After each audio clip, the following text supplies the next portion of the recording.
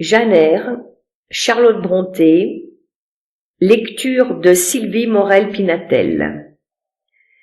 Chapitre 25. Le mois s'écoula. Déjà je comptais les heures. Les préparatifs achevés pour le jour de la cérémonie, je n'avais plus rien à faire. Les malles étaient bouclés. Mr. Rochester en avait préparé lui-même les étiquettes. Mrs. Rochester, Hôtel, Londres. Mais je ne pouvais me résoudre à les attacher. Mrs. Rochester n'existait pas encore. Elle ne viendrait au monde que demain matin, un peu après 8 heures. Cette robe couleur de perle, ce voile vaporeux qui remplaçait la robe de laine noire de Lowood, je n'avais pas le sentiment qu'ils fussent miens. Je me détournais de la lueur spectrale qu'ils répandaient dans l'ombre de la chambre et, fébrile, j'aspirais à la nuit de vent qui berçait le jardin. Je sortis. Ce qui me jetait ainsi au dehors, ce n'était pas seulement l'agitation éprouvée à l'aube d'une nouvelle vie, ni la fatigue due aux préparatifs de départ. D'anxieux pressentiments m'habitaient. Il m'était advenu la nuit précédente une chose incompréhensible qui m'avait bouleversé. J'étais seul à le savoir, et Mr. Rochester étant absent depuis la veille pour régler une affaire, je n'avais pu épancher mes craintes auprès de lui, et maintenant j'attendais son retour. Une fois de plus, je me réfugiais dans le verger. Le vent du sud n'avait pas apporté la pluie, mais la nuit ne calmait pas sa frénésie.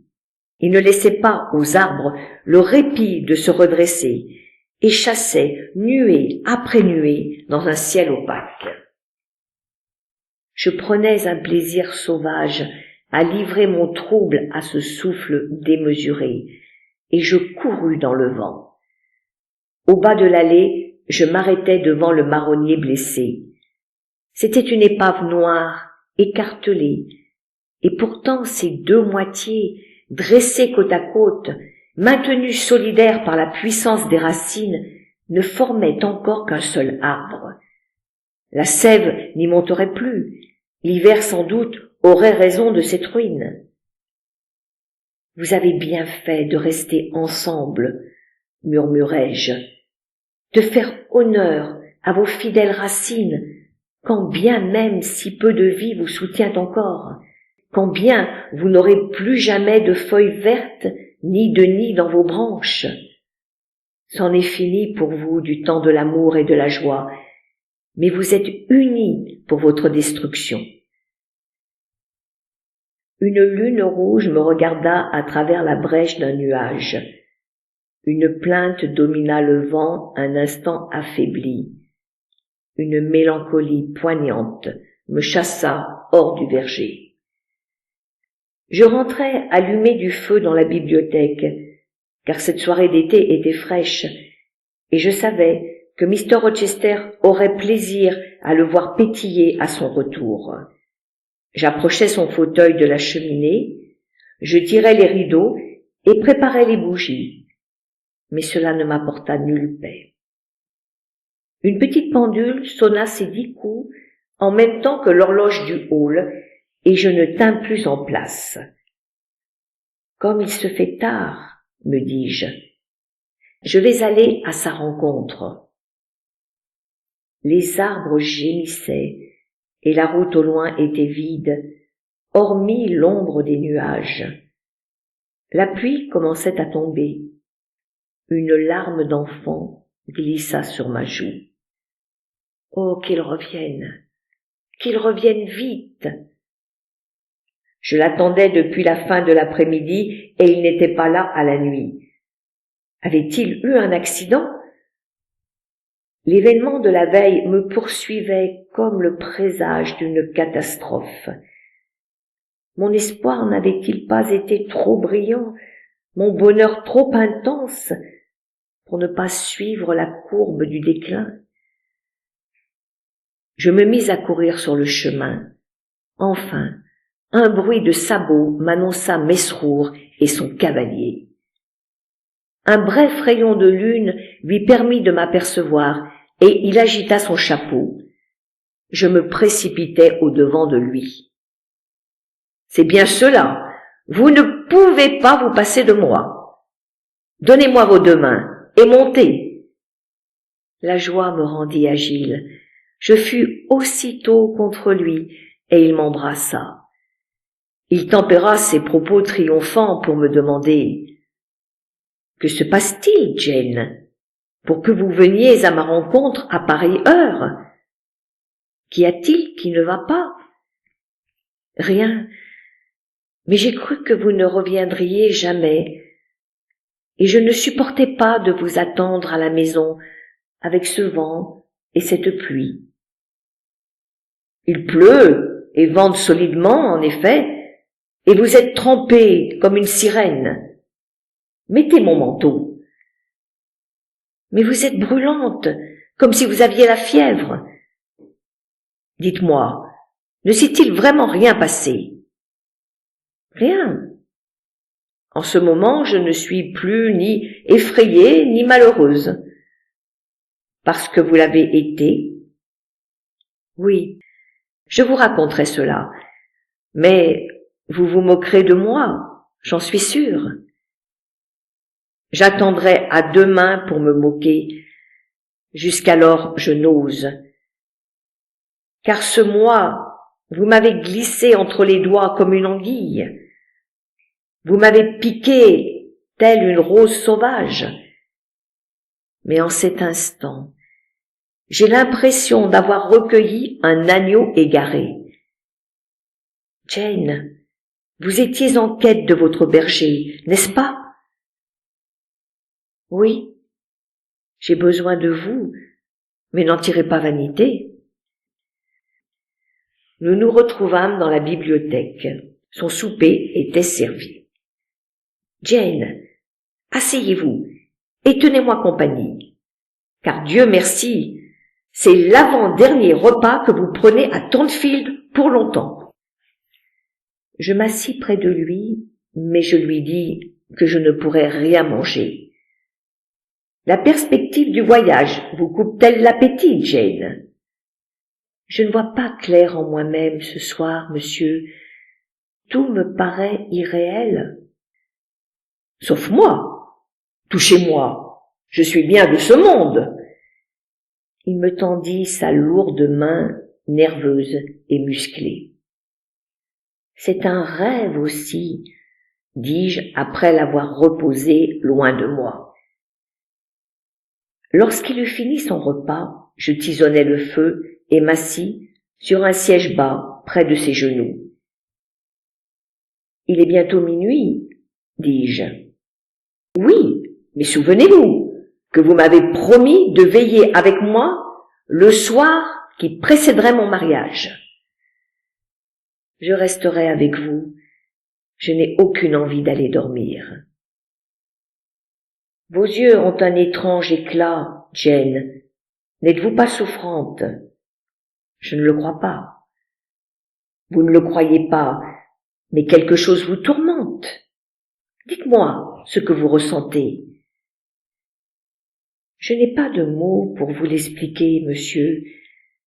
Je voudrais que l'heure présente ne finît jamais. Qui sait de quoi demain sera fait? C'est de la neurasthénie, Jane. Vous êtes lasse.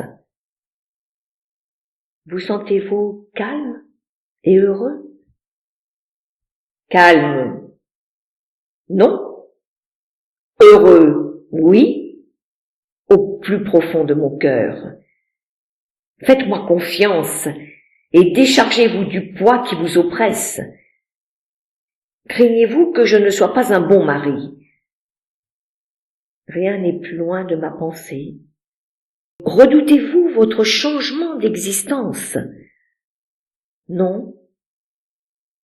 Jane, vous me consternez et votre tristesse me fait souffrir. Il faut que vous m'expliquiez. Alors, écoutez, monsieur. La nuit dernière, vous n'étiez pas à la maison. En effet, et vous m'avez laissé entendre qu'il s'était passé quelque chose. Est-ce que Mrs. Fairfax, ou une servante, vous aurait blessé dans votre sensibilité? Non, monsieur. J'attendis que la pendule en eût fini de sonner ses 12 coups enroués, et je commençai mon récit.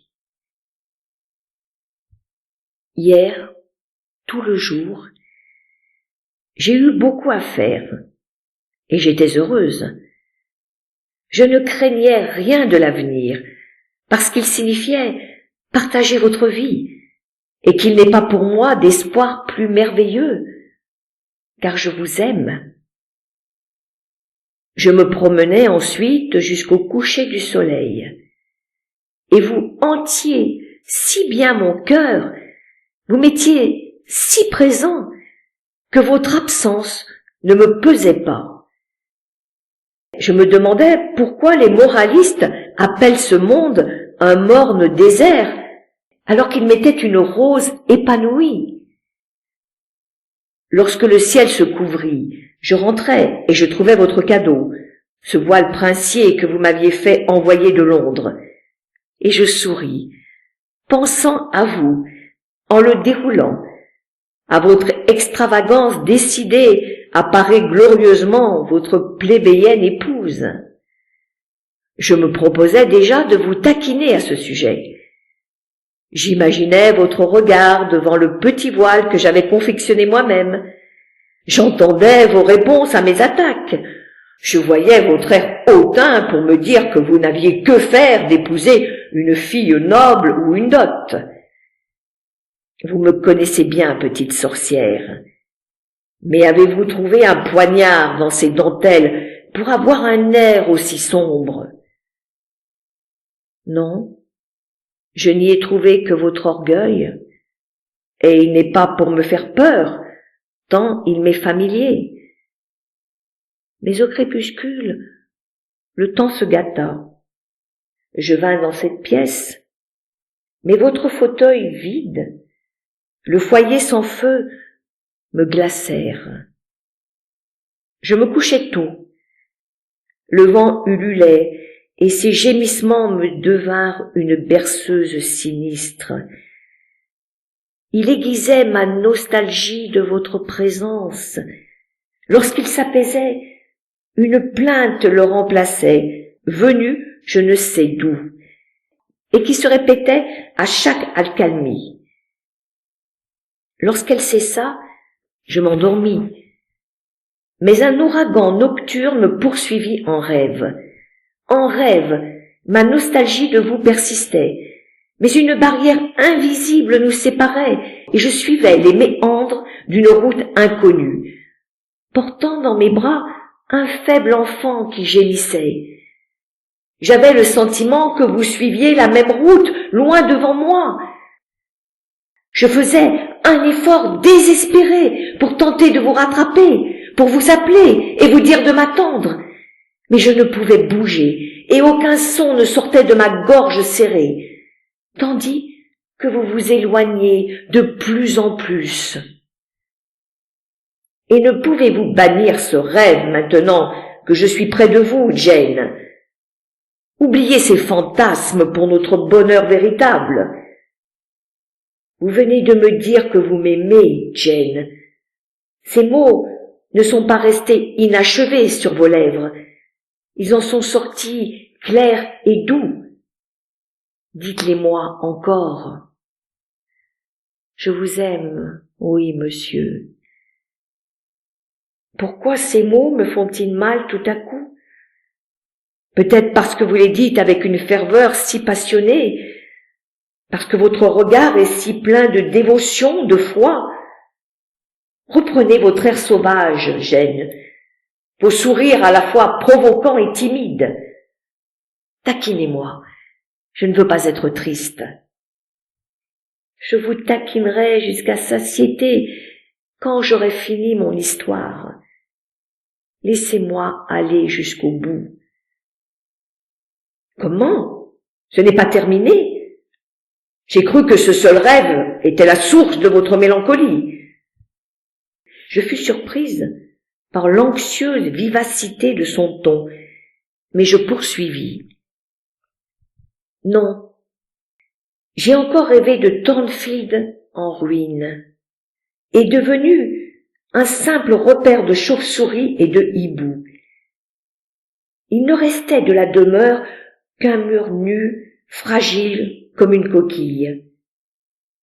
Je partais au clair de lune, le petit enfant enveloppé d'un châle toujours entre les bras, car si las que je fusse, si lourd qu'il pesât, je ne devais pas le poser. Le galop de votre cheval s'éloignait, car vous partiez pour un lointain pays. Afin de tenter de vous apercevoir encore un instant, je grimpais sur le mur. Les pierres roulaient sous mes pieds, le lierre cédait sous mes doigts, et l'enfant, affolé de terreur, serrait mon cou à m'étrangler. Vous étiez au détour du chemin. Pour vous voir encore et encore, je me penchai. Le mur s'écroula, l'enfant roula à terre. Je perdis l'équilibre à mon tour et cela m'éveilla. Et maintenant, c'est bien tout, n'est-ce pas, Jane? Ce n'est malheureusement que la préface du récit. Comme j'ouvrais les yeux, je vis une lumière. Il fait jour, pensai-je. Non, ce n'était que la flamme d'une bougie. Je croyais que Sophie était entrée, car on bougeait près de mon armoire, là où j'avais suspendu ma robe et mon voile de mariée. J'appelai par 2 fois, mais personne ne répondit, et je me dressai sur mon séant. Et le sang se figea dans mes veines. Ce n'était ni Sophie, ni Mrs. Fairfax, ni Lee, ni même, je n'en suis que trop sûre, cette étrange Grace-Poole. « Ce devait bien pourtant être l'une d'elles, interrompit-il. « Non, monsieur, je vous l'assure. Je n'avais encore jamais vu à Thornfield cette taille, cette silhouette.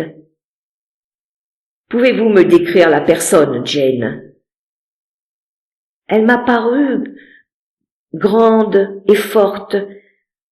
D'épais cheveux noirs tombaient sur ses épaules, et elle était vêtue d'une longue robe blanche, dont je ne saurais dire si c'était une chemise de nuit ou un suaire. Avez-vous vu son visage? Oui, car elle avait pris mon voile, et après l'avoir longuement examiné, elle l'a posé sur sa tête et s'est regardée au miroir.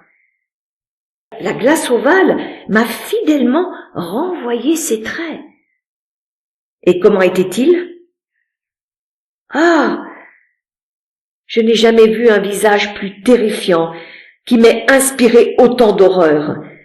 Un visage sauvage et sombre, aux yeux rougis, aux épaisses lèvres bleues. Il m'a semblé voir un vampire. Et qu'a-t-elle fait? Elle a arraché le voile de sa tête lugubre, l'a déchiré en 2 et l'a piétiné. Puis, elle s'est approchée de la fenêtre. Peut-être a-t-elle vu poindre l'aube, car elle s'est retirée, non sans s'être arrêtée près de moi, sans avoir penché sur moi un regard féroce et soufflé la bougie contre ma joue. Pour la seconde fois de ma vie, et la seconde seulement, je me suis évanouie d'épouvante. Et qui était auprès de vous quand vous avez repris connaissance? Personne, monsieur. Il faisait grand jour, et je me suis promis de ne parler qu'à vous de cet incident. Maintenant, dites-moi qui était cette femme. Une créature née de votre imagination. Il me faudra avoir grand soin de vous, mon amour, car vous êtes trop fragile pour être malmené. Non, monsieur, on ne peut rien imputer à mes nerfs, Cette apparition appartenait à la réalité. Mais vos rêves, l'héroïne de Thornfield, et moi, vous abandonnant sans un mot, sans un baiser, cela n'est pas encore arrivé. Et suis-je sur le point de le faire? Le jour est déjà né qui va nous unir indissolublement. Alors, je vous le promets, vous n'aurez plus de ces terreurs imaginaires. Imaginaires, comme je le voudrais. Et d'autant plus si vous ne pouvez m'expliquer le mystère de cette effroyable visite. Puisque je ne le peux, Jane. Elle devait être irréelle. Pourtant, lorsque je me suis levée, j'ai quêté un réconfort auprès des objets familiers vus au grand jour, et mon voile gisait à terre, déchiré en deux. Mr. Rochester sursauta et frémit. Je bénis le ciel qu'il ne soit arrivé malheur qu'au voile. Quand je pense à ce qui aurait pu se passer. Il respira profondément et me serra avec violence contre lui. Mais au bout d'un instant, il continua gaiement. Jane, tout ceci était mi-rêve, mi-réalité. Une femme est en effet entrée dans votre chambre. Ce ne pouvait être que Gracepool. Mais dans votre angoisse, dans cet état entre rêve et veille, vous lui avez prêté un visage autre que le sien. Qu'elle ait déchiré votre voile. Souvenez-vous de ce qu'elle m'a fait, de ce qu'elle a fait à Mason. Vous me demanderez pourquoi je garde dans ma maison une telle femme, mais je vous le dirai 1 an et 1 jour après notre mariage. Mais pas maintenant. Acceptez-vous ma manière d'éclaircir le mystère, Jane? Êtes-vous réconfortée? Je réfléchis. Je n'étais pas satisfaite. Réconfortée, je l'étais. Je lui souris et m'apprêtais à le quitter. Vous devriez aller dormir auprès d'Adèle. Réveillez Sophie et donnez-lui le prétexte que vous devez être debout de bonne heure. Oui, monsieur. Et chassez ces pensées ténébreuses, Janet. Regardez, le vent s'est calmé, la pluie s'est arrêtée. C'est une nuit merveilleuse. Il souleva le rideau. C'était vrai, les nuages fuyaient un ciel rendu à sa transparence. Comment est ma Jeannette à présent? Sereine, comme l'est la nuit. N'allez pas rêver de souffrance et de séparation, mais d'un amour heureux, d'une union bénie. Je ne rêvais certes pas, car je ne pus dormir. Toute ma vie s'était ramassée en attente et s'agitait en moi. Adèle, paisiblement endormie entre mes bras, avait le visage du passé, de cette enfance épargnée par la passion innocente et paisible. Au matin, je dégageais son bras noué à mon cou, sans la réveiller, pour ne pas la troubler par mes larmes, et je la quittais, comme je quittais ma propre adolescence, pour aller au-devant d'un futur à la fois aimé et redouté. Chapitre 26. À 7 heures, Sophie vint m'aider à m'habiller. Elle prit tant de temps que Mr. Rochester s'impatienta. Elle fixa d'une broche sur mes cheveux le simple voile que j'avais cousu. Je m'échappais aussitôt de ses mains. « Vous ne vous êtes même pas regardé ?» dit-elle. De la porte, je jetai un regard au miroir. Il me renvoya l'image d'une étrangère. Je descendis. Mr. Rochester m'attendait au pied des escaliers. « Comme vous tardez, dit-il. L'impatience me consume, et vous flânez. Mais en me faisant entrer dans la salle à manger, il ajouta aussi que j'étais belle comme un lys et l'orgueil de sa vie et la joie de ses yeux. Il ne m'accorda toutefois que 10 minutes pour le petit déjeuner, puis il sonna son valet. « Est-ce que John a préparé la voiture ?»« Oui, monsieur. »« A-t-on descendu les bagages ?»« On est en train de le faire. »« Allez jusqu'à l'église, voir si le pasteur, Mr. Wood, et son clerc sont arrivés, et revenez me le dire. » L'église étant tout près du portail, il fut vite de retour. « Mr. Wood met son surplis, monsieur. Nous n'avons pas besoin de la voiture pour aller à l'église, mais que le cocher soit sur son siège dès avant notre retour. »« Oui, monsieur. »« Jane, êtes-vous prête ?» Je me levai. Il n'y avait point d'amis de noces, point de famille pour nous accompagner. Nous étions seuls, lui et moi. Mrs. Fairfax était debout dans le corridor. Je me serais bien attardé à lui dire 2 mots, mais une main de fer m'entraînait si vite que je pouvais à peine suivre, et il suffisait de regarder Mr. Rochester pour comprendre qu'il ne supporterait pas une seconde de retard. Je me demandais si un seul marié avait déjà eu cet air sévèrement résolu, des yeux si brûlants sous des sourcils aussi indomptables. Je ne sus jamais si le temps était beau ou menaçant. Je ne regardais en descendant l'allée ni la terre ni le ciel. Mon cœur était dans mes yeux et mes yeux sur Mr. Rochester. J'aurais voulu découvrir la chose invisible sur laquelle il rivait un regard si farouche, si impitoyable. J'aurais voulu deviner les pensées auxquelles il semblait résister avec acharnement. Au portillon de l'église, il s'aperçut que j'étais essoufflé. « Suis-je cruel dans mon amour ? Appuyez-vous sur moi, Jane. » Maintenant, je retrouve dans ma mémoire la calme église, grise sur le ciel rose du matin, et les tombes de verdure qui l'entouraient. Je n'ai pas oublié non plus avoir remarqué aussitôt 2 étrangers qui se promenaient dans le cimetière et qui firent demi-tour à notre arrivée. Je ne mis pas en doute qu'ils étaient entrés par la petite porte et se proposaient d'assister à la cérémonie.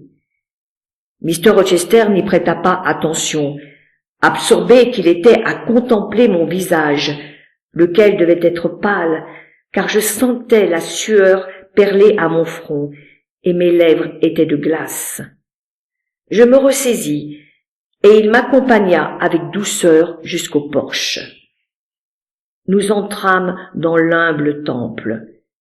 Le pasteur, en surplis blanc, attendait au pied de l'autel.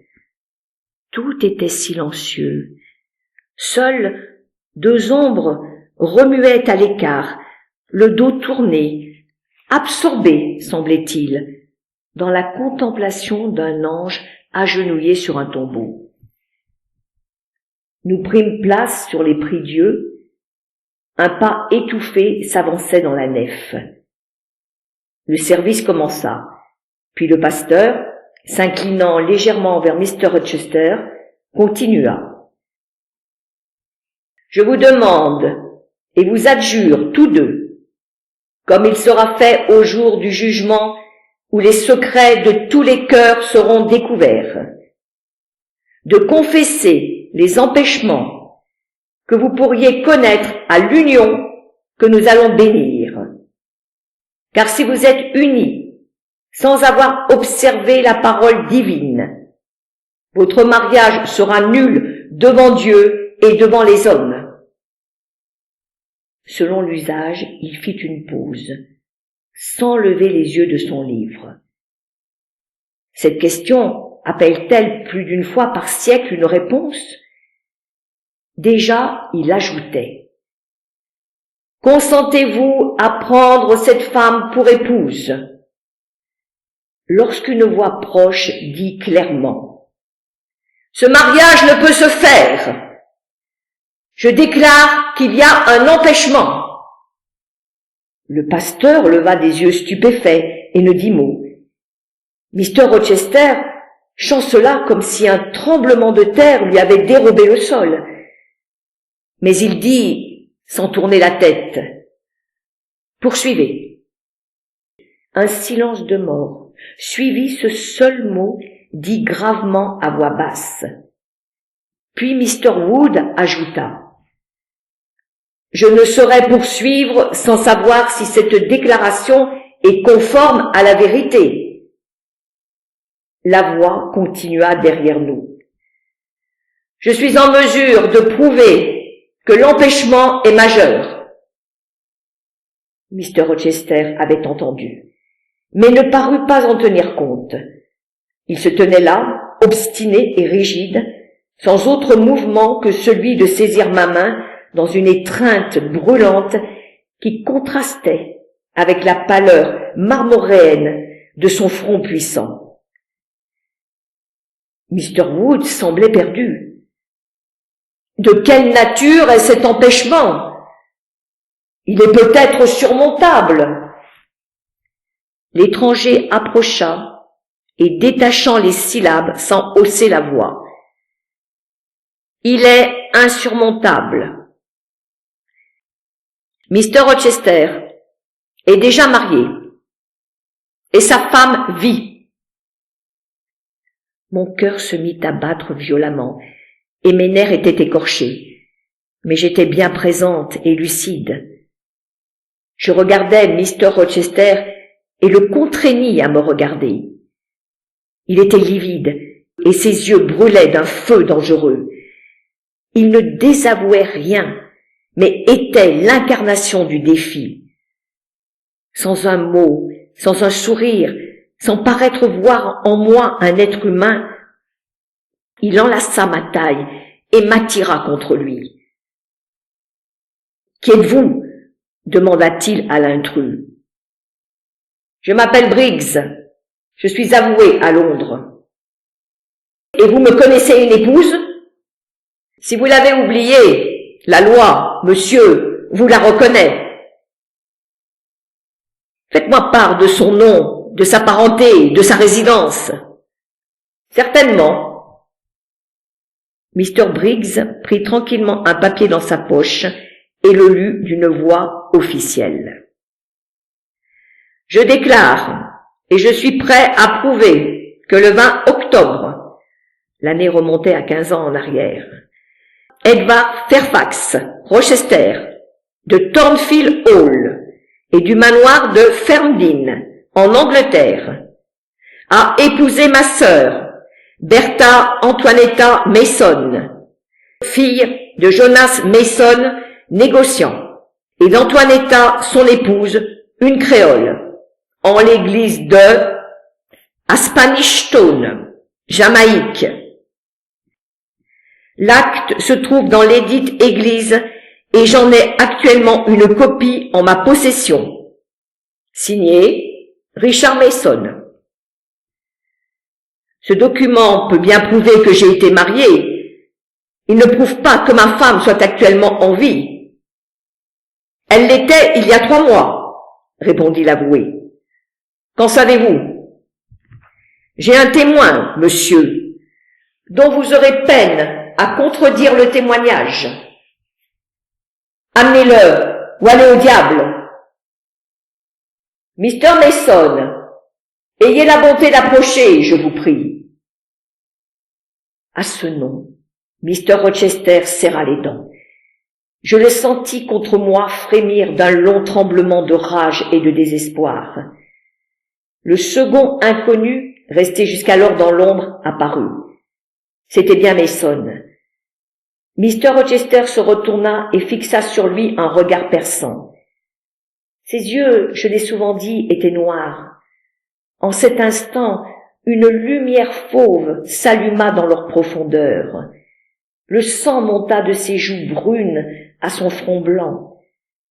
Il leva son bras d'acier, il aurait pu écraser Mason sur les dalles de l'église. Mais celui-ci recula et murmura d'une voix faible. « Mon Dieu, Le mépris éteignit sa colère. Il demanda seulement: « Vous, qu'avez-vous à dire ?»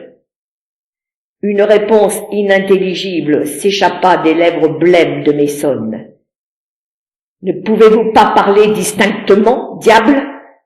Qu'avez-vous à dire ?»« Monsieur, » intervint le pasteur, « n'oubliez pas que vous êtes dans un lieu sacré. » Puis se tournant vers Mason: « Avez-vous la certitude que la femme de monsieur vit toujours ?» « Courage, Mason, » dit l'avoué, « parlez. »« Elle vit à Thornfield, » dit Mason plus nettement. « Je l'ai vue en avril dernier. Je suis son frère. »« À Thornfield ?» s'écria le pasteur. « Impossible. Je vis ici depuis fort longtemps. Je n'ai jamais entendu parler d'une Mrs. Rochester au manoir. » Un sourire sinistre crispa la bouche de Mr. Rochester. « Certes pas, marmonna-t-il. J'ai pris bien soin que personne n'en entende parler. » Puis il se recueillit et dit résolument: « Il suffit. Toute la vérité va se faire jour enfin. Wood, fermez votre livre, enlevez votre surplis. Il n'y aura pas de mariage aujourd'hui. La bigamie, quel mot atroce, n'est-ce pas? Pourtant, j'ai voulu être bigame, mais le destin ou la providence m'en empêche. Et mon pasteur me dira que Dieu me condamne sévèrement et me voue au feu éternel. Messieurs, c'en est fait de mon projet. L'avoué et son client disent vrai. J'ai été marié, et la femme avec qui je l'ai été est vivante. Vous avez dit, Wood, que vous n'aviez jamais entendu parler d'une Mrs. Rochester au manoir. Mais je croirais volontiers que vous avez surpris maints bavardages au sujet d'une folle qu'on tient enfermée et sous surveillance. Les uns vous ont dit probablement que c'était ma demi-sœur, les autres que c'était une ancienne maîtresse. C'est la femme, Bertha Mason, que j'ai épousée voici 15 ans, la sœur de ce personnage viril que vous voyez là, trembler de tous ses membres, vous donnant le spectacle de son courage. Allons, Dick, rassurez-vous, je frapperai plus volontiers une femme que vous. Bertha Mason est folle, issue d'une famille entière d'idiots et de fous depuis 3 générations. Sa mère, une créole, était en outre alcoolique, ce que je découvris après mon mariage, car on m'avait soigneusement dissimulé les secrets de la famille. Bertha, en fille docile, suivit l'exemple. Ah, puissiez-vous connaître la vie enchanteresse que j'ai eue, l'expérience paradisiaque que j'ai vécue. Mais je ne vous en dirai pas plus long. Je vous invite, Briggs, Wood, à venir faire la connaissance de la patiente, de Mrs. Poole, de ma femme. Vous comprendrez peut-être à quel point j'ai été bafoué dans ce mariage, et vous verrez, si vous osez me refuser le droit d'avoir quêté une sympathie humaine, d'avoir désiré rompre cet odieux esclavage. Cette jeune fille, dit-il en se tournant vers moi, ignorait, tout comme vous, Wood, ce répugnant secret. Elle croyait que tout était bien, dans l'ordre, et n'imaginait pas qu'elle était prise au piège d'une union interdite avec un homme lié à une brute égarée dans la folie. Venez, suivez-moi. Serrant toujours ma main, il m'entraîna. Les hommes suivirent. À l'entrée de Thornfield, la voiture lestée de bagages nous attendait. « Rentrez là, John, dit-il froidement. Nous n'en aurons pas besoin aujourd'hui. » Dans la maison, Mrs. Fairfax, Adèle, Sophie, Lee venaient pour nous féliciter. « Arrière, vous toutes, avec vos vœux. Vous arrivez 15 ans trop tard. » Il grimpa les escaliers, me tirant toujours après lui, encourageant les 3 hommes à le suivre. Au 3e étage, il sortit une clé et s'adressant à Mason. « Vous connaissez la chambre, n'est-ce pas? C'est là qu'elle vous a mordu et poignardé. » Il ouvrit la seconde porte dissimulée dans la tapisserie. C'était une pièce sans fenêtre où brûlait un feu derrière un solide grillage. Une lampe suspendue éclairait imparfaitement la pièce et dans la pénombre une forme allait et venait. On aurait su dire de prime abord si c'était une bête ou un être humain. Cela rampait, grattait et émettait des grognements, telle une bête sauvage. Mais c'était vêtu et une abondante chevelure grisonnante en dissimulait le visage. « Bonjour, Miss Poole. Comment allez-vous? Et comment se comporte votre patiente? »« Elle est supportable, merci, monsieur. Hargneuse, mais non en furie. » Un cri bestial démentit cette affirmation. « Ah, elle vous a vu, monsieur. Vous feriez mieux de partir. » La hyène, habillée, s'était levée, développant sa haute stature. « Un instant, Grace. Vous devez m'autoriser à rester un instant. »« Attention alors, je vous en prie, faites attention. » La folle contemplait férocement notre groupe. Je reconnus ce visage olivâtre, ses lèvres épaisses. « Prenez garde, dit Mr. Rochester. J'espère qu'elle n'a pas de couteau. On ne sait jamais ce qu'elle a ou non. Elle déborde de ruse, dit Mrs. Poole.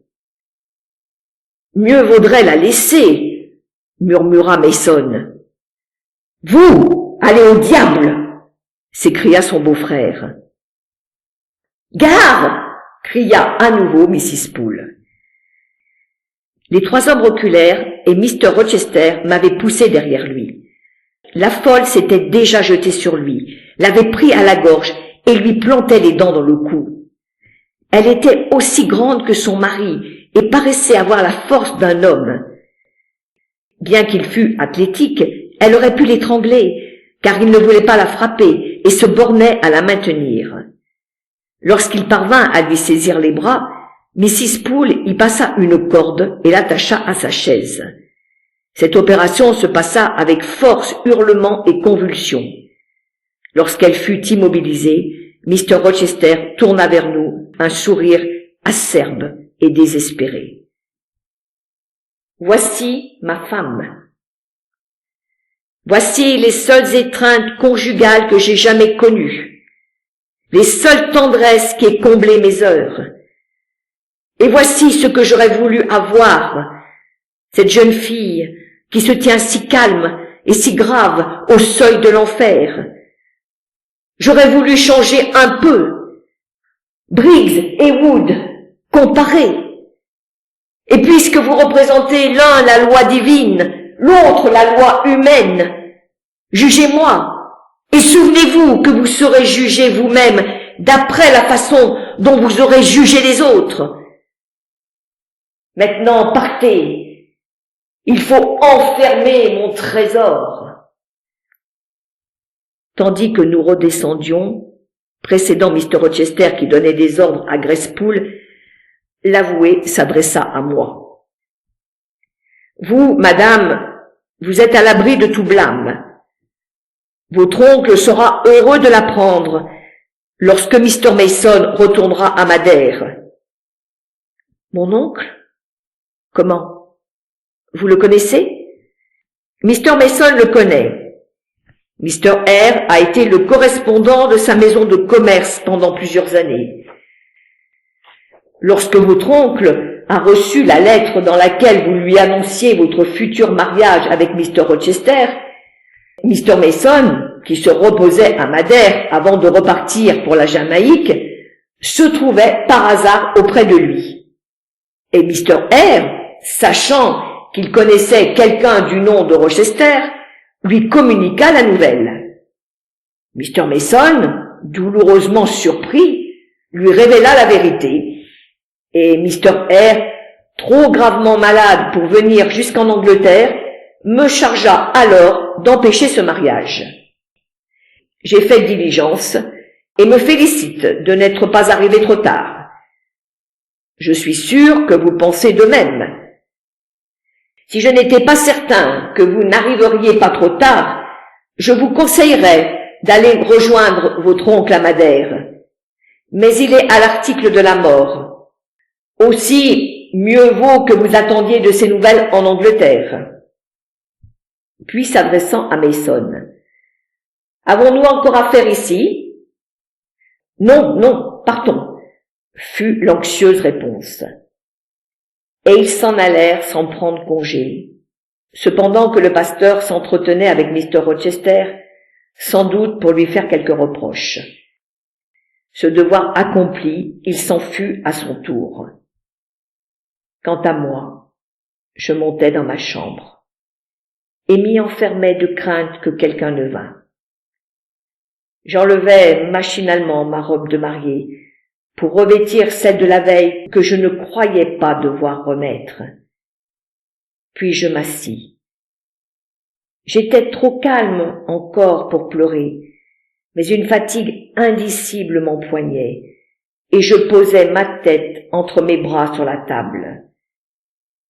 À présent, je méditais. Jusqu'alors, j'avais été entraîné dans un sillage. Pour la première fois, je réfléchissais. La matinée avait été plutôt calme, exception faite de l'entrevue avec la folle. L'incident de l'église s'était déroulé sans bruit, sans explosion de colère, sans altercation, sans larmes, sans sanglots. Quelques mots tranquilles avaient décidé de l'impossibilité du mariage. La vérité avait été ouvertement reconnue par Mr. Rochester. Les preuves avaient été établies. Les intrus étaient repartis. Tout était fini. J'étais dans ma chambre comme de coutume, moi-même, sans plus, apparemment pareil à moi-même. Rien apparemment ne m'avait mutilé. Pourtant, où était la Jane Eyre de hier? Qu'était-il advenu de sa vie? Jane Eyre, qui avait été une femme ardente, presque une épouse, était une fille rendue à sa solitude glacée, face à un avenir de désolation. La gelée de Noël s'abattait sur la mi-été, la tempête de neige tourbillonnait en juin et écrasait les roses épanouies. Les bois odorants et feuillus s'étaient figés, devenus pareils au désert immaculé de l'hivernale Norvège. Tous mes espoirs étaient morts aussi brutalement que les premiers-nés d'Égypte sous la barbarie d'Hérode. Mon amour tremblait au fond de moi, comme un enfant malade dans un berceau froid. Il ne pourrait plus rechercher la chaleur de l'étreinte de Mr. Rochester. Jamais plus il ne pourrait se tourner vers lui, car la foi s'était écroulée, car l'homme ne m'était plus le même qui n'était pas tel que je le croyais. Non que j'eusse le sentiment qu'il m'avait trahi, non que je pusse lui faire grief de ce qui s'était passé, mais la conscience m'était venue que je devais le fuir. Ma vue, pensais-je, lui serait désormais odieuse. Ah, quel n'avait pas été mon aveuglement et ma faiblesse! Abandonné à mes pensées, il me semblait être étendu au fond du lit desséché d'un fleuve que le flot n'allait pas tarder à remplir. La volonté et la force me manquaient pour fuir, et inerte, j'attendais, en souhaitant la mort, que la vague me submerge. Dans mon abandon, une prière me vint. Ne vous éloignez pas de moi, car le malheur est proche, et nul ne viendra me secourir. Le torrent se déchaîna sur moi, tandis que la conscience aiguë me prenait de ma vie délaissée, de mon amour perdu, de mon espérance brisée, de ma foi morte. Rien ne saurait traduire l'amertume insondable de cette heure de ma vie, tandis que je perdais pied et sombrais dans les eaux profondes. Chapitre 27. Tard dans l'après-midi, je relevai la tête. Un rayon doré au mur de la chambre m'apprit que le soleil se couchait. La question impérieuse s'imposa. Que faire? La réponse était si rigoureuse, si cruelle, que je me bouchais les oreilles. Il faut quitter Thornfield à l'instant. Je m'alléguais que le fait de ne pas devenir Mrs. Edward Rochester n'était pas le plus cruel, mais le quitter, lui, à tout jamais, ne plus le voir, était intolérable. Je n'en aurais pas la force. Mais une voix intérieure m'affirmait que je devais le faire, que cette force, je la trouverais. Je luttais contre ma propre décision, car je me voulais faible afin d'éloigner de moi les souffrances qui allaient venir. Pourtant, une conscience tyrannique serrait à la gorge ma passion. « Qu'un autre alors m'arrache d'ici !» m'écriai-je. « Que quelqu'un vienne à mon secours !»« Non, tu t'en iras de toi-même, tu es seul, et il n'y a personne pour t'aider. Tu t'arracheras toi-même l'œil droit, tu trancheras toi-même ta main droite, tu seras le bourreau de ton propre cœur. » Je me levai soudain, frappé d'horreur par ma solitude implacable, par le silence qui se faisait dans ma vie. Je chancelais, et je réalisais tout à coup que depuis si longtemps que j'étais enfermé là, nulle main amie n'était venue frapper à ma porte, pas même la petite main d'Adèle. Et je songeais que les amis vous abandonnent en même temps que la fortune. Je tirai mon verrou et sortis sur le seuil. Je titubais contre un obstacle. Mr. Rochester était assis en travers de ma porte. Enfin, vous sortez enfin. Je vous attends depuis des heures, et j'écoute à votre porte. Pas un bruit, pas un sanglot. Un instant de plus de ce silence de mort, et j'enfonçais votre porte. Vous me fuyez. Vous préférez souffrir seul. Ah, combien j'aurais mieux aimé que vous me fassiez une scène de violence. Vous êtes passionné. J'attendais votre véhémence et des larmes chaudes que j'aurais du moins pu essuyer. Jane, comment? Pas un reproche. Seulement ce regard-là. Jane, je n'ai pas voulu vous faire tant de mal.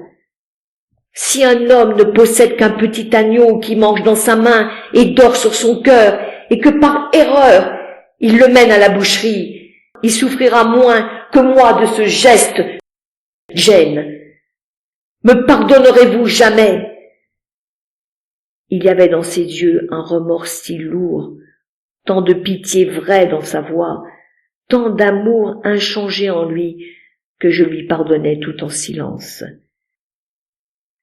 Vous pensez que je suis un misérable, n'est-ce pas, Jane? Poursuivit-il, étonné de mon mutisme et de ma docilité due à ma faiblesse. Oui, monsieur. Alors, dites-le moi, ne m'épargnez pas. Je ne peux pas. Je suis malade et fatiguée. J'ai soif. Il eut un soupir tremblant et me descendit dans ses bras jusqu'à la bibliothèque, m'assit près du feu et approcha de mes lèvres un verre de vin. Ah, pensai-je, si je pouvais mourir en cet instant, presque doucement, ce serait mieux. J'aurais moins de peine à le quitter. Je ne veux pas, je ne peux pas le quitter. Il me semble qu'il le faut pourtant. Comment allez-vous, Jane, à présent? Mieux, monsieur. Bientôt, j'irai bien. Buvez encore un peu. J'obéis. Puis il posa le verre sur la table. Et en proie à une émotion passionnée, il se pencha sur moi et m'embrassa. Mais je détournai mes lèvres et repoussai son visage, toute caresse m'étant désormais interdite. « Qu'y a-t-il » s'écria-t-il. « Oh, je comprends. Vous ne pouvez pas embrasser le mari de Bertha Mason. Vous pensez qu'elle a seule le droit d'être dans mes bras. Moi, du moins, je n'en ai pas le droit, monsieur. Pourquoi, Jane? Afin de vous éviter de parler, je répondrai moi-même. C'est parce que j'ai déjà une femme, n'est-ce pas? Oui. Vous devez avoir une triste opinion de moi. Vous me prenez pour un intrigant et un débauché qui a feint un amour désintéressé pour vous attirer délibérément dans un piège et vous dépouiller de votre honneur. Est-ce bien cela? Vous ne pouvez rien dire. Vous êtes affaibli et vous ne voulez pas m'accabler ni m'avilir. Et puis, vous êtes au bord des larmes. Elles jailliraient si vous tentiez de vous exprimer. Parler vous semble vain, vous pensez à agir. Je vous connais, Jane, et je m'attends au pire. Je ne vous veux aucun mal, monsieur. Ma voix défaillit et je ne pus poursuivre. Non, point dans le sens que vous donnez à ce mot, reprit-il. Et pourtant, vous vous apprêtez à me détruire. Vous m'éviterez comme un homme marié. Vous me tiendrez à distance. Vous venez de me refuser un baiser. Et vous ne voudrez plus être ici que la gouvernante d'Adèle. Si je vous dis un mot tendre, si jamais une impulsion affectueuse naît en vous, vous vous direz « J'ai failli être la maîtresse de cet homme, je serai de glace avec lui. » Et vous serez de glace en effet. J'assurai ma voix pour lui répondre. Je dois fuir, il est vrai, cette tendresse et ces souvenirs. Il n'y a qu'une solution. Adèle doit avoir une nouvelle gouvernante, monsieur. Adèle ira à l'école, c'est déjà réglé. Je ne vous infligerai pas la torture des souvenirs de Thornfield, ce lieu maudit, cet enfer qui cache une mort vivante. Jane, vous ne resterez pas ici, moi non plus. J'avais ordonné, avant de vous connaître, qu'on tînt secrète l'abomination qui le hantait, car je craignais de ne jamais trouver pour Adèle une gouvernante qui consentirait à rester en sachant quel être ce toit abritait. Et bien que je possède une vieille demeure à Ferdinand, plus isolée encore que celle-ci, je ne pus me résoudre à y reléguer la folle. L'insalubrité de l'endroit, l'humidité de ses murs m'eussent, je pense, libéré de ce poids. À chaque vilain son vice. Le mien ne me pousse pas à un meurtre indirect, même là où je hais le plus. Mais ce démon corrompt l'air qui l'environne, et maintenant je vais fermer Thornfield. Je ferai clouer portes et fenêtres, et je donnerai à Mrs. Poole 200 livres par an pour vivre avec ma femme, comme vous nommez cette effrayante mégère. Grace ferait n'importe quoi pour de l'argent. J'appellerai son fils auprès d'elle pour lui tenir compagnie et lui prêter main forte lors des crises où ma femme veut brûler vifs les gens dans leur lit ou les poignarder, et ainsi de suite. Monsieur, l'interrompis-je, vous êtes sans pitié pour cette malheureuse. Vous n'avez que les mots de la haine et de la vengeance. Pourtant, elle n'est pas responsable de sa folie. Jane, ma bien-aimée, je continuerai à vous donner ce nom, le seul vrai pour moi. Vous ne savez pas de quoi vous parlez. Vous me jugez mal à nouveau. Ce n'est pas parce qu'elle est folle que je la hais. Si vous deveniez folle, croyez-vous que je vous haïrais? Je le crois, monsieur. Alors vous me connaissez bien peu, et vous ne vous doutez pas de l'amour dont je suis capable. Vous êtes plus que ma propre chair, et la souffrance, ni la maladie, n'y pourraient rien changer. Votre âme est la mienne. Brisée, elle n'en resterait pas moins mon âme. Si vous déliriez, mes bras seraient votre seule camisole de force. Deviendriez-vous folle à vous jeter sauvagement sur moi, comme cette femme l'a fait ce matin? Je ne m'éloignerai pas de vous avec dégoût. Dans vos moments paisibles, vous n'auriez d'autre garde que moi. Je vous entourerai d'une tendresse infatigable, quand bien même je n'obtiendrai pas un sourire en retour. Mais je me laisse aller à rêver, et je voulais vous dire que demain vous quitterez Thornfield. Tout est prêt pour un départ. Je connais un sanctuaire à l'abri des souvenirs atroces, de l'intrusion de la laideur et de la calomnie. Jane, je vous demande de supporter encore une nuit sous ce toit, et ça en sera fini de la malédiction et de la terreur. Prenez Adèle avec vous, monsieur, interrompis-je. Elle vous sera une compagne. Que voulez-vous dire, Jane? Adèle ira à l'école. Qu'ai-je à faire de la compagnie d'une enfant qui n'est pas la mienne? Pourquoi voulez-vous que j'emmène Adèle? Vous parliez de retraite, monsieur, et la solitude vous pèsera. Solitude. Je vois qu'il me faut en arriver à une explication. Vous allez partager ma solitude, comprenez-vous? Je secouai la tête. Il m'avait fallu du courage pour risquer ce refus, même silencieux, tant il était hors de lui, marchant nerveusement dans la pièce. Il s'immobilisa soudain, me regarda longuement et durement. Je fixai le feu et tentai de garder un maintien calme. « Voilà l'obstacle, » dit-il moins brutalement que je ne le craignais. La bobine de soie se dévide sans heurte, et puis tout à coup, il y a un nœud. « Jane, vous ferai-je entendre raison ?» Il se pencha sur moi.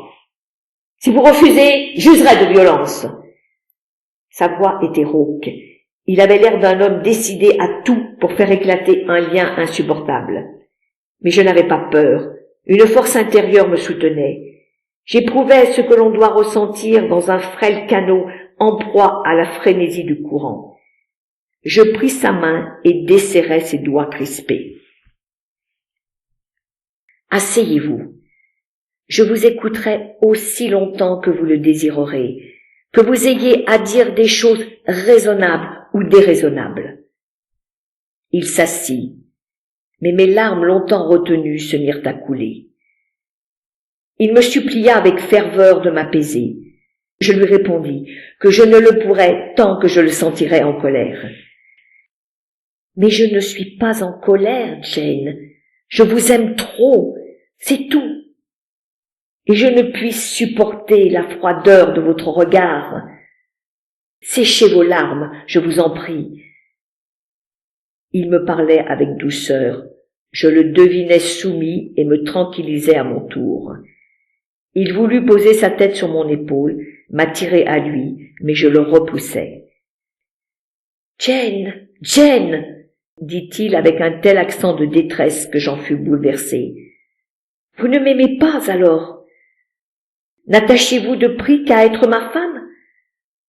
Et maintenant que vous me jugez disqualifié en tant que mari, vous inspirerez la répulsion qu'on éprouve pour un crapaud?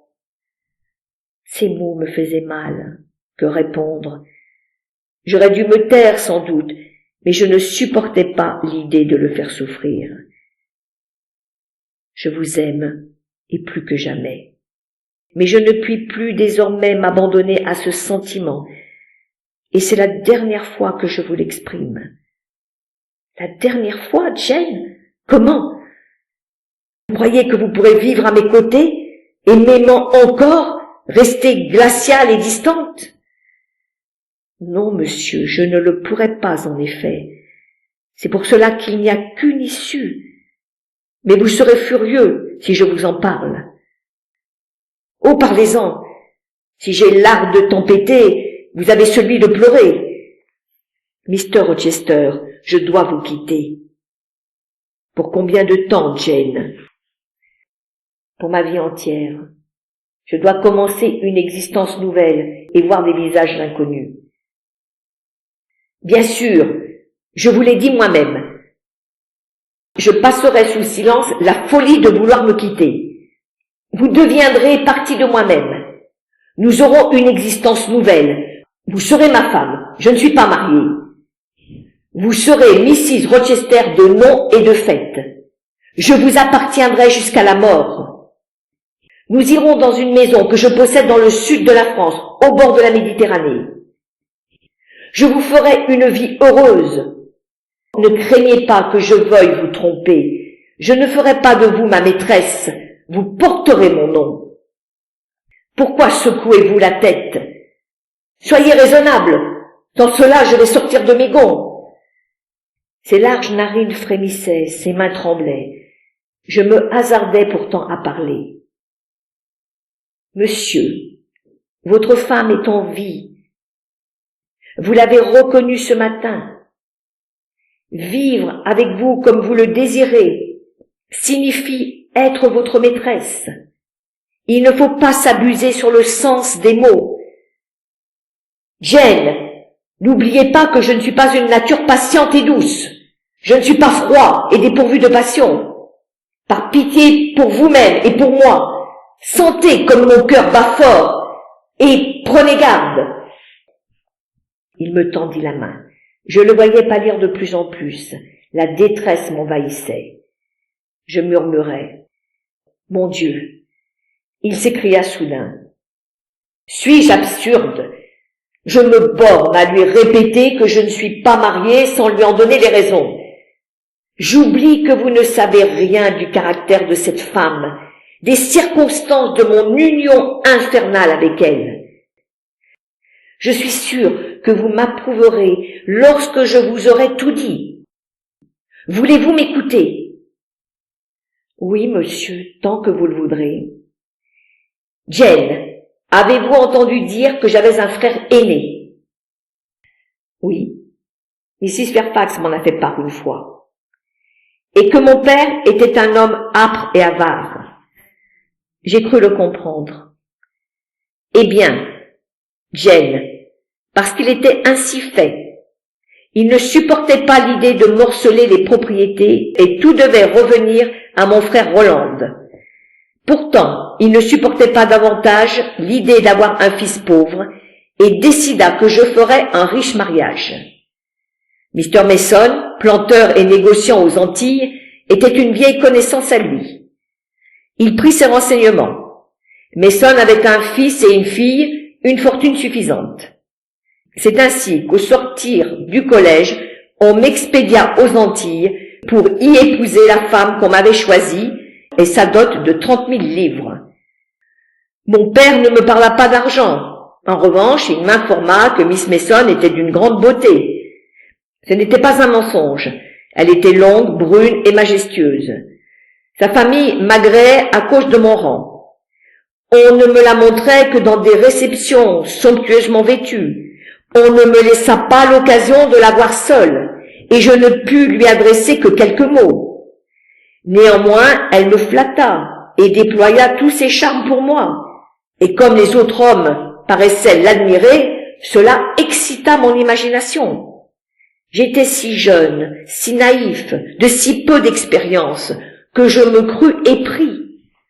Partout, on m'encourageait, et le mariage eut lieu avant que j'aie eu le temps de m'en rendre compte. Je me méprise certes d'avoir cédé.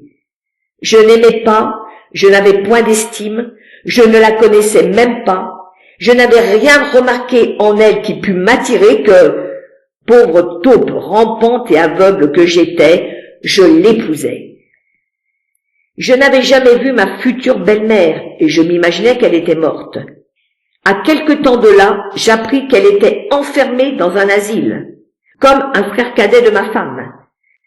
L'aîné, vous le connaissez, et lui, je ne peux pas le haïr, parce qu'un peu d'affection au moins germe dans son faible cerveau.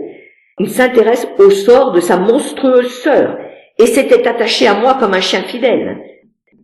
Mon père et mon frère étaient au courant de tout, mais par goût de l'argent, ils me jetèrent dans ce traquenard. Jour après jour, je faisais de révoltantes découvertes, mais n'eût été le fait qu'on m'avait trompé, je n'eusse fait aucun grief à ma femme, quoiqu'elle fût pour moi une étrangère. Ses goûts me rebutaient, rien ne pouvait élever son esprit bas et vulgaire. On ne pouvait aborder aucun sujet sans qu'il révélât sa bêtise et sa perversité. Je passe le fait que nulle servante ne voulait endurer ces sautes d'humeur brutales, ces ordres contradictoires. Je me dominais, je ruminais en secret mes regrets et mon dégoût, faisant de mon mieux pour réprimer la haine qui montait en moi. Jane, je ne veux pas jeter le trouble en vous avec d'odieux détails, mais j'ai vécu 4 ans avec cette femme. Son attitude empirait à un rythme effrayant. Tous ses vices venaient au jour. Ils étaient tels que seule la cruauté aurait pu les maîtriser, et je ne voulais pas en user. Elle m'enlisa dans toutes les agonies hideuses et dégradantes que peut imposer à un homme une femme lubrique et ivrogne. Puis mon frère mourut, et mon père le suivit peu après dans la tombe. J'étais désormais un homme riche, pauvre d'une union contre nature, dont aucune loi ne pouvait me libérer, car ma femme avait été reconnue comme folle. Vous n'aimez pas mon histoire, Jane. Vous avez l'air presque malade. Dois-je m'arrêter? Non, terminez-la. J'ai immensément pitié de vous. Pitié, Jane? D'aucuns croient que c'est un sentiment presque insultant à offrir, mais je comprends la vôtre à votre visage. Elle n'est que l'expression de votre souffrance partageant la mienne, l'angoisse de la plus pure passion. Je l'accepte. Qu'avez-vous fait, monsieur, quand vous avez compris qu'elle était folle? Je m'abandonnais au désespoir. Un reste d'amour-propre me retenait au bord de l'abîme. Bien que le monde, sans doute, fasse rejaillir sur moi le déshonneur, je me tenais à l'écart de sa déchéance. Mais elle contaminait de ses crimes l'air que je respirais. L'idée qu'elle avait été ma femme me répugnait, et je savais qu'aussi longtemps qu'elle vivrait, je n'aurais point d'autre épouse. Or, elle est aussi robuste de corps que faible d'esprit, bien qu'elle ait 5 ans de plus que moi, car sa famille est allée jusqu'à me mentir sur son âge. À 26 ans, j'étais un homme privé de toute espérance. Une nuit, je fus réveillé par ses hurlements. On la tenait déjà enfermée. C'était une de ces nuits sauvages des tropiques qui précèdent des ouragans. Je ne pouvais me rendormir et j'allais à la fenêtre. Nulle fraîcheur dans cette atmosphère soufrée. Des nuées de moustiques envahissaient ma chambre, et j'écoutais mon nom revenir avec une haine diabolique dans les cris de la folle. Aucune prostituée ne saurait avoir un langage plus ordurier, et les minces parois de la maison antillaise me renvoyaient d'intolérables échos. Cette vie n'est qu'un enfer, pensais-je.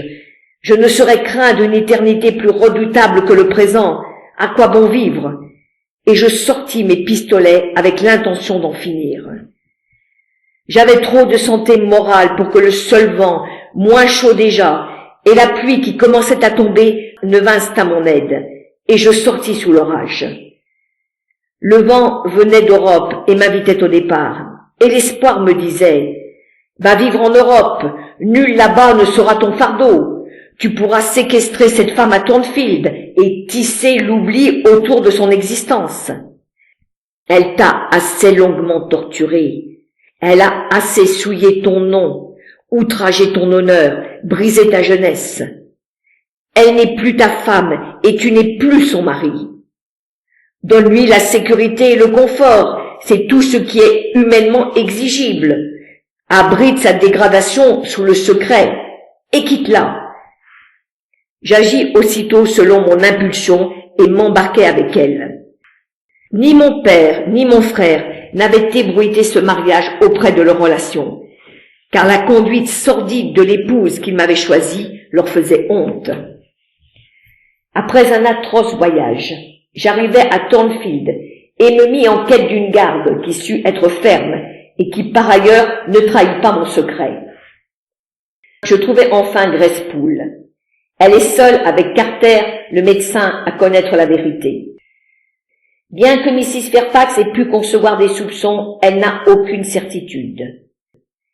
Grace s'est révélée une garde d'une fidélité absolue, bien que parfois, dans sa tâche harassante, et à cause d'un défaut incurable, semble-t-il, qui la distrait de cette besogne ingrate, elle ait été trompée dans sa surveillance. D'ailleurs, la folle est aussi rusée que méchante et sait profiter des défaillances de sa garde. C'est ainsi qu'elle a pu dérober le couteau avec lequel elle a failli poignarder son frère. C'est ainsi qu'elle a pu s'emparer de la clé le soir où elle a voulu me brûler dans mon lit, celui où elle est entrée dans votre chambre et a déchaîné sa furie sur votre voile, qui peut-être lui rappelait son propre mariage. Quand je pense à ce qui aurait pu se passer alors, je suis épouvantée. Et où êtes-vous allé, monsieur, après l'avoir installé? Je suis devenu un errant, Jane. J'ai vagabondé dans tous les pays, nourrissant l'espoir de rencontrer une femme que je puisse aimer et qui soit le contraire du monstre que j'avais laissé derrière moi. Mais vous ne pouviez vous marier. J'étais convaincue que je pouvais le faire. Il n'était pas dans mes intentions de tromper comme je vous ai trompé. Je souhaitais raconter mon histoire telle que je vous la raconte maintenant, sans rien dissimuler, en toute franchise, tant il me semblait parfaitement raisonnable d'avoir le droit d'aimer et d'être aimé, et je ne mettais pas en doute qu'une femme pût me comprendre et m'accepter malgré le poids qui m'accablait. Et alors, monsieur?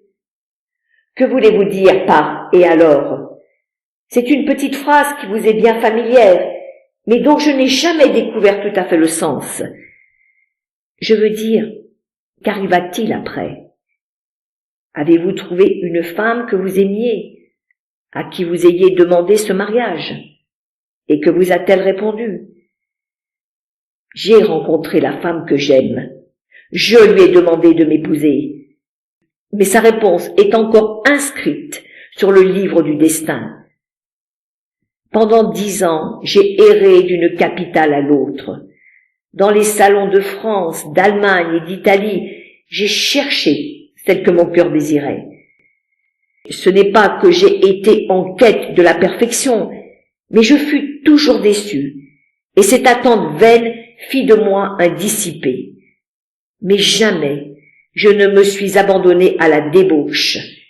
Ma Messaline antillaise m'en avait à tout jamais inspiré l'horreur. Pourtant, je ne pouvais pas vivre en solitaire. J'eus des maîtresses, mais qu'avais-je à faire de leur vaine beauté après quelque temps? Elles ne m'apportaient rien et je m'en lassais. Mais Jane, vous me prenez pour un être dépourvu de sentiments et de principes, n'est-ce pas? Ne vous paraissait-il pas faux de vivre de cette manière, monsieur? Vous semblez trouver cela si naturel.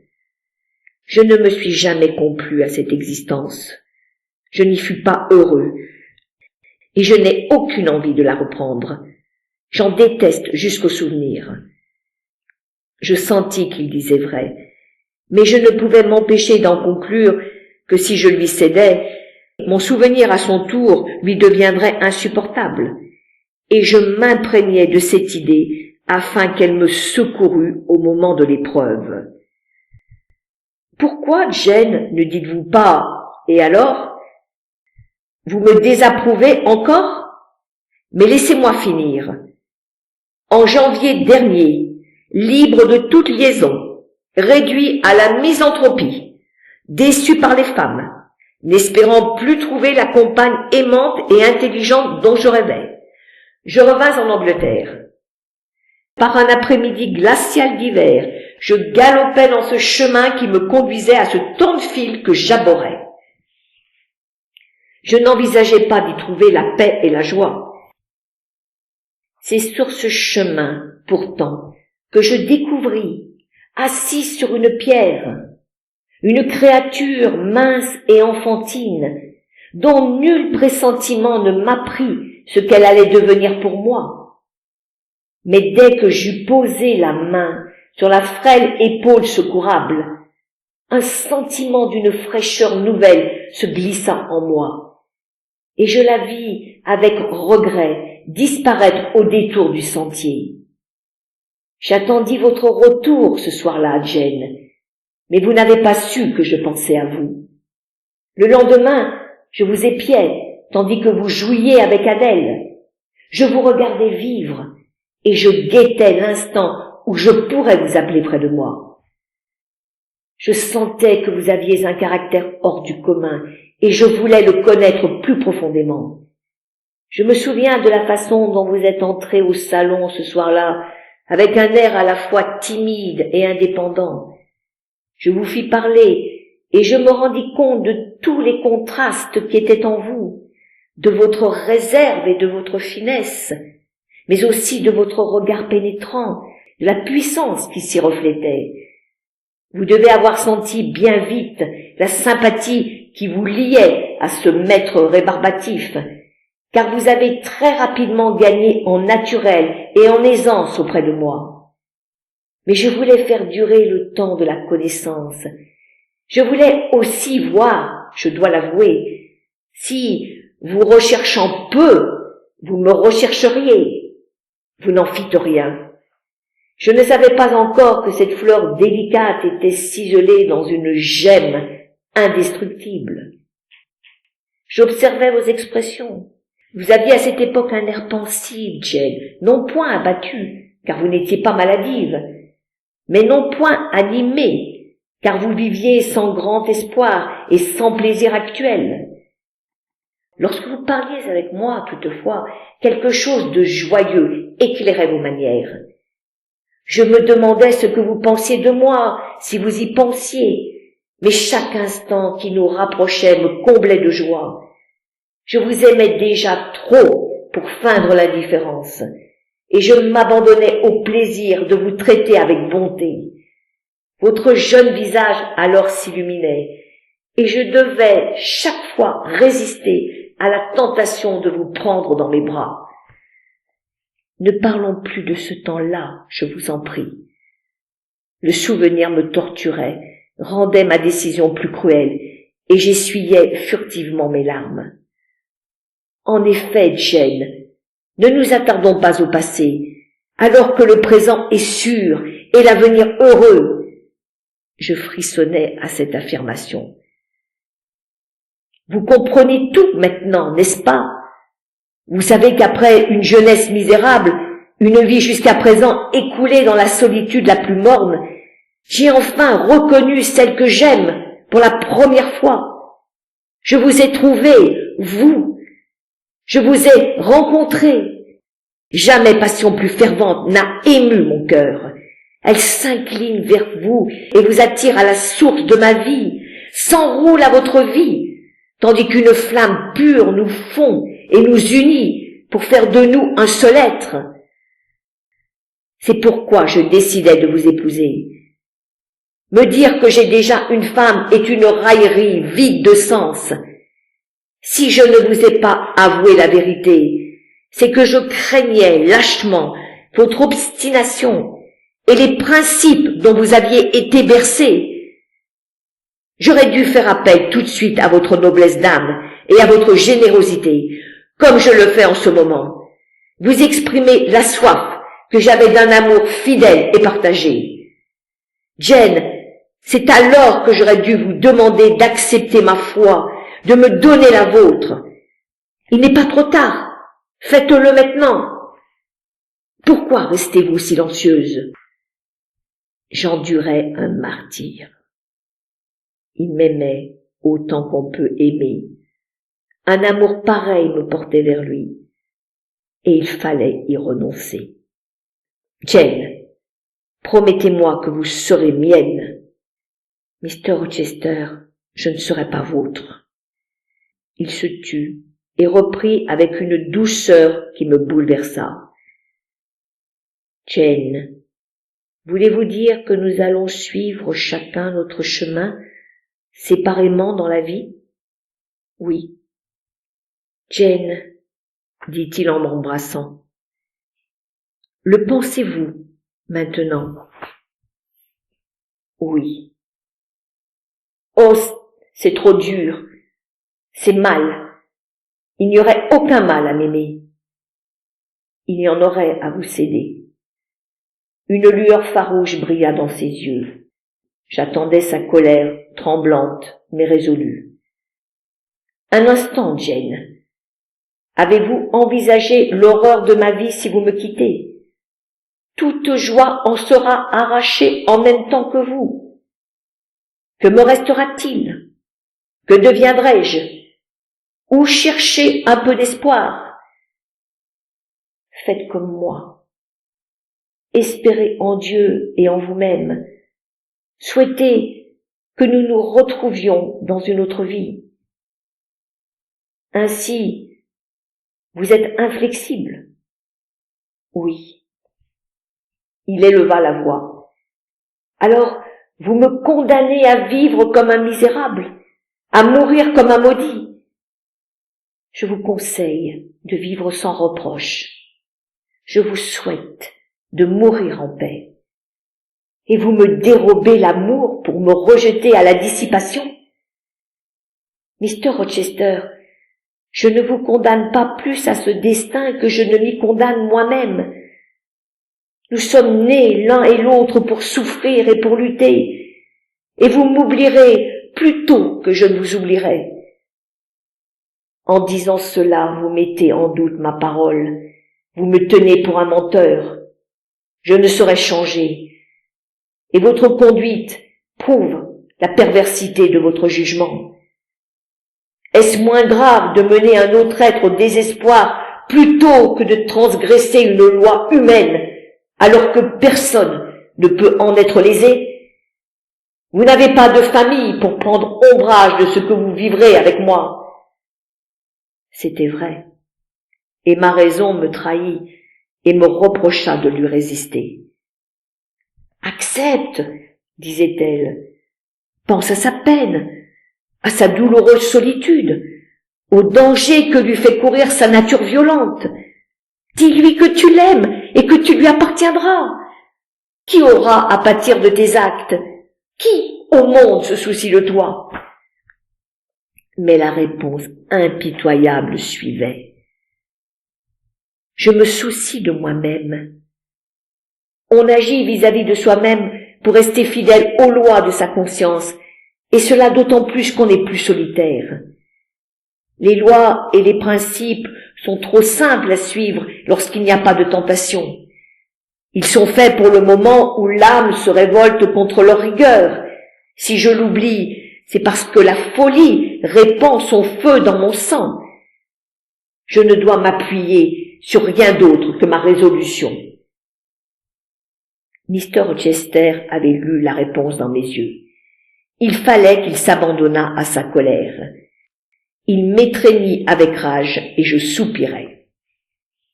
Jamais, dit-il entre ses dents serrées, jamais je n'ai rencontré un être aussi frêle et aussi indomptable. Je pourrais la briser entre mes doigts, mais je ne pourrais pas ternir en son œil cet éclat de liberté farouche et d'austère triomphe. Je puis briser la cage de cette belle et sauvage créature, mais cela ne ferait que s'envoler la prisonnière. Mais c'est votre énergie que je veux, Jane, non votre fragile écorce. et si je la prends contre sa volonté, elle s'évanouira comme un parfum. Oh, venez, Jane, venez. Il desserra ses bras et me regarda. J'avais plus de peine à résister à son regard qu'à ses rudes mains. J'avais osé braver sa colère. Je devais éviter sa douleur. Je me dirigeai vers la porte. « Vous partez, Jane ?»« Oui, monsieur. »« Vous me quittez ?»« Oui. »« Ainsi, vous me refusez votre secours. Ainsi, mon amour immense, mes prières désespérées ne signifient rien pour vous ?» Sa voix trahissait une souffrance indicible. J'eus de la peine à répéter. « Je pars. Jane. Mr. Rochester. » « Partez alors. Mais souvenez-vous que vous me livrez à l'angoisse. Réfléchissez à tout ce que je vous ai dit, Jane. Songez à mon malheur. Pensez à moi. » Il se détourna et s'effondra sur le canapé. « Oh, Jane, mon espoir, mon amour, ma vie !» Et un sanglot profond le secoua. Je revins aussi résolument que j'étais partie, et m'agenouillant, je pris son visage entre mes mains, je l'embrassai et lui caressai les cheveux. « Que Dieu vous bénisse, vous préserve du mal, vous console et vous récompense de la bonté que vous m'avez témoignée. Votre amour eût été ma seule récompense. Donnez-le-moi, Jane. » Il s'était levé impétueusement, j'évitai ses bras et je partis. Je crus que je ne dormirais pas cette nuit-là, et pourtant je sombrai aussitôt. L'aube vient tôt en juillet, et à l'aube j'étais prête, habillée, car je n'avais enlevé que mes souliers, tandis que je cherchais mon porte-monnaie, qui contenait 20 shillings pour toute fortune.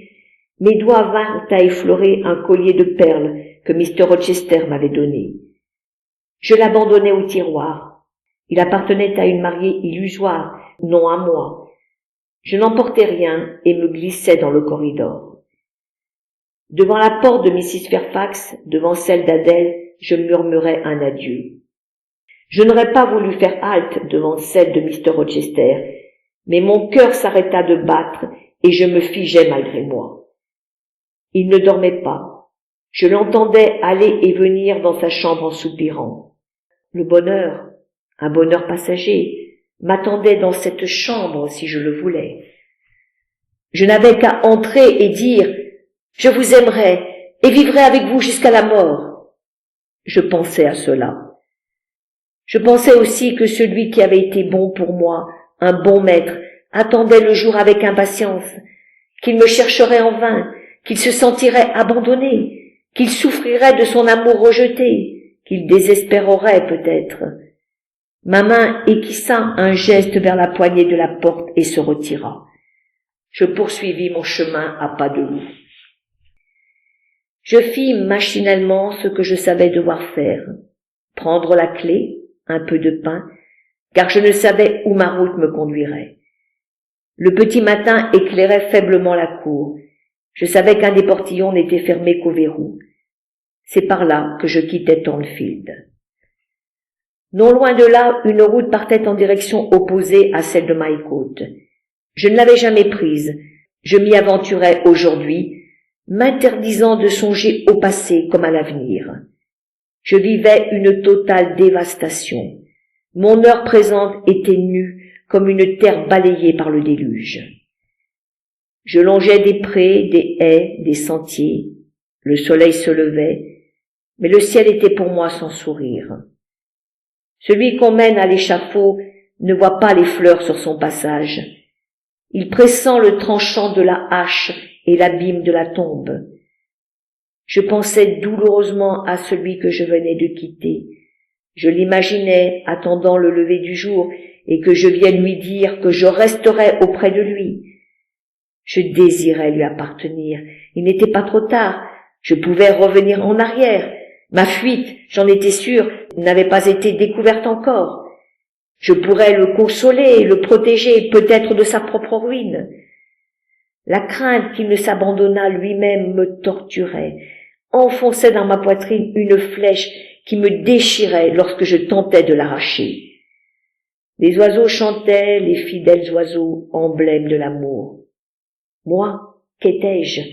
Je me haïssais. La conscience du devoir accompli ne m'apportait pas même le respect de moi-même. J'avais blessé, abandonné mon maître. Pourtant je ne pus faire demi-tour. Je m'enfuis en sanglotant comme quelqu'un qui a le délire, puis prise de faiblesse, je m'écroulais sur la terre mouillée. Enfin, je gagnai la grande route. Une voiture arriva et je levai la main. L'homme allait loin, dans une ville où je savais que Mr. Rochester n'avait rien à faire. Il accepta de m'emmener pour les seuls 20 shillings que je possédais. Chapitre 28. 2 jours s'étaient écoulés depuis mon départ. La voiture m'avait déposé à Whitecross. Je ne pouvais aller plus loin avec l'argent que j'avais donné au conducteur. Je n'avais plus rien. J'avais même oublié dans la voiture le menu paquet que j'avais emporté. Je me trouvais ainsi debout à un carrefour, car Whitecross n'était rien d'autre. Les mains vides, dans le dénuement absolu. Les flèches de bois indiquaient que la ville la plus proche était à 10 000 de là, la plus éloignée à 20. D'après leur nom, je sus que je me trouvais dans un comté des Midlands du Nord. C'était une région montagneuse, coupée de bois et de marécages. Les bruyères ondulaient sur les collines. Il y avait peu de chances qu'un voyageur passât par ces chemins déserts dans ce pays peu peuplé. Pourtant, je craignis d'être surprise, perdue devant ces poteaux indicateurs, si évidemment sans but. On me poserait des questions, je ne saurais répondre, et j'éveillerais des soupçons. Et rien ne me rattachant à la société de mes semblables, aucun espoir ne m'appelant auprès d'eux, je me réfugiais dans le sein maternel de la nature. Je pris un chemin creux à travers la bruyère. La nuit venait, et je ne trouvais d'autre abri qu'un rocher. Le vent balayait l'étendue, j'avais peur. Mais le silence nocturne me rendit à mes réflexions. Où aller? Que faire? Question sans réponse. Je ne pouvais rien faire, je ne savais où aller. Il me faudrait marcher longtemps encore pour atteindre une habitation, et quel espoir espérer, sinon une sympathie réticente, une charité glacée? Je touchais la bruyère, elle gardait la chaleur du soleil d'été. Le ciel était limpide, une étoile brillait au-delà du ravin. La nature, du moins ce soir, m'accepterait sans marchandage. Je ramassai quelques érelles mûres que je mangeais avec mon quignon de pain. Mes provisions étaient restées dans la diligence. Et si cela ne suffit pas à apaiser ma faim, cela la rendit moins aiguë. Puis je m'étendis pour dormir. La bruyère était si haute et si dense qu'elle me recouvrait tout entière, et j'aurais pu trouver le repos, n'eût été mon cœur blessé qui se plaignait. Une amère pitié m'emportait vers Mr. Rochester. La nostalgie de sa présence me torturait. Je me mis à genoux. Sereine était la nuit. La voie lactée tremblait à travers mes larmes. Ce vaste tournoiement d'astres pareil à une brume légère me rappela la puissance de Dieu. Non, il n'abandonnerait pas ses créatures. La terre ne périrait pas, ni les âmes qu'elle avait engendrées. Le Seigneur protégerait Mr. Rochester. Le sommeil m'apporta l'oubli. Mais au matin, le spectre de la nécessité m'apparut. Je me trouvais debout dans un désert doré, ruisselant de soleil. Je souhaitais n'être que le lézard sans besoin qui courait là dans l'herbe. Mais le Créateur n'avait pas pris mon âme pendant mon sommeil comme je l'aurais désiré. La mort ne mêlerait pas mon corps à l'humus de cette solitude. Parce que je vivais, il me fallait accepter le destin, la souffrance, et aller de l'avant. Je me remis en route. Je marchais longtemps, et lorsque cédant à ma lassitude, je m'assis, j'entendis au loin sonner une cloche. Je cherchais d'où venait le tintement, et je découvris un hameau que je n'avais pas encore aperçu. Des pâturages s'étendaient non loin. Non loin, je perçus le grincement d'une charrette sur un sentier. Non loin, il y avait la vie des hommes et leur travail. Il fallait que je lutte, que je tente de vivre, que je plie encore sous l'épreuve comme eux. Il était 2 heures lorsque j'atteignis le village. Au bas de son unique rue, une boutique modeste étalait des petits pains dans sa vitrine. Je les convoitais. Avec quelque nourriture, je retrouverais peut-être quelque énergie. Affamé, comment continuer à me débattre? Mais qu'avais-je à offrir en échange? J'avais un foulard de soie au cou, mes gants. Je pouvais difficilement expliquer à quelle extrémité j'en étais réduite. Et accepterait-on cet échange? C'était peu probable. Pourtant, il fallait essayer. J'entrai. La femme, jugeant d'après ma mise, s'avança civilement. La honte m'envahit, l'absurdité de ma démarche m'apparut. Je demandais seulement à m'asseoir. Elle accueillit ma requête avec froideur. Je me laissai tomber sur une chaise, prête à pleurer. Je demandai toutefois s'il y avait des lingères au village. Oui, 2 ou 3, bien assez pour le travail qu'il y avait à faire. La nécessité me talonnait, je m'enhardis. Savait-elle si on cherchait une domestique dans le voisinage? Non, elle ne savait pas. Quel était le principal travail de l'endroit? Que faisaient les habitants? Les uns étaient ouvriers agricoles, les autres travaillaient à la fabrique d'aiguilles. Employait-on des femmes à la fabrique? Non. Et que faisaient les femmes? Elle ne savait pas. Les pauvres gens se débrouillaient comme ils pouvaient. Il était évident que mes questions l'ennuyaient. Et quel droit avais-je à l'importuner? Un voisin entra. On avait besoin de ma chaise. Je pris congé. J'errai longuement dans le village, regardant les maisons, ne pouvant me résoudre à frapper à aucune porte. Je fis une dernière tentative. Au bout d'un chemin, une charmante maison entourée d'un jardin me parut avenante. Je heurtai. Une jeune femme d'apparence douce vint me répondre. N'avait-on pas besoin d'une servante? Non, elle n'employait pas de servante. Une fois encore, je demandais si l'on savait où je pourrais m'adresser. Une fois encore, on me répondit que non, et la porte se referma, courtoisement, sans brusquerie, mais elle se referma. Fût-elle restée ouverte une seconde de plus, je mendiais un morceau de pain.